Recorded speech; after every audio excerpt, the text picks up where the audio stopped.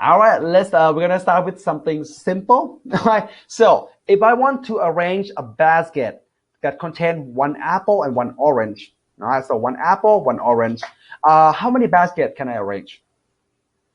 I'm sure this is easy for you. All right, so someone gonna say 10 baskets. Other people are gonna say 12 baskets. Why do you think that someone said 12 baskets?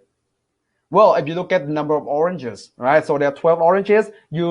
In theory, you should be able to arrange 12 baskets. But this basket also in control of the 10 apples. Apple controller too. So the limit is the 10 apples, right? So we're gonna do 1, 2, 3, 4, 5, 6, 7, 8, 9, 10. Okay. So in theory, if you look at the number of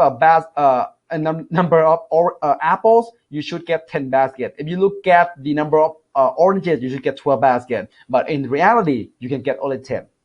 Okay. The limiting, who's the limit of the number of baskets? The one that runs out first, which is the apple, and oranges are excess. All right. One more time. Now, if I want to arrange a basket containing one apple, 2 oranges, how many I can arrange? Well, if you look at the number of apples, so 1 apple per basket, you should get 10 apples total. But if you look at the number of oranges, you should get only 6, right? So that's in theory, right? This is in theory. All right, now let's start 1 basket, right? 2 baskets, 3, 4, 5, 6. Yep, we're done. Right? So in this case, the oranges limit the number of baskets and the apple is excess.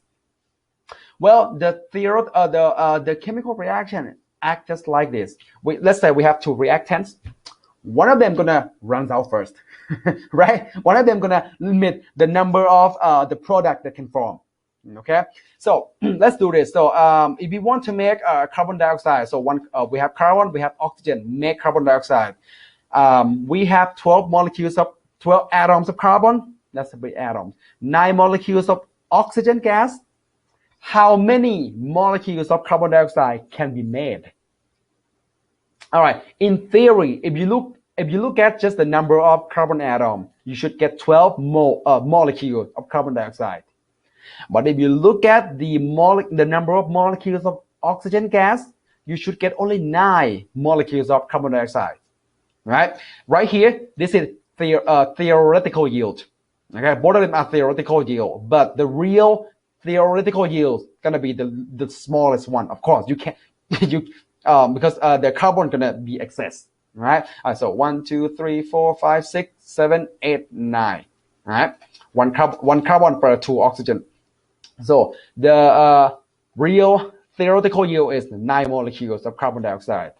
Who's the limiting reagent? Oxygen gas. There we go. Which one is the real theoretical yield? The 9 molecules. All right. So the limiting reagent is a reagent that is consumed completely, limiting the amount of product formed.